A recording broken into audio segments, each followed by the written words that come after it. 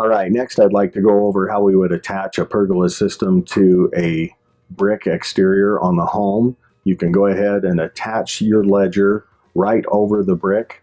Unlike any of the other applications we did, we won't need to find the studs in the home because that's not what we're going to attach to. We're going to actually attach to the brick itself. Let's take a look at that from underneath. All right, you would just pick a layout and pre-drill your holes through the ledger. You would also have to drill with a hammer drill into the brick itself for whatever size concrete wedge anchor you're going to use. At that point, you drive the anchor in, and as you tighten it down, it expands and holds tight to the brick.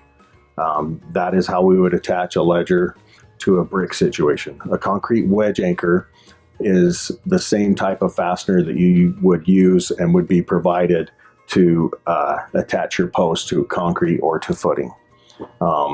That's how we attach to brick.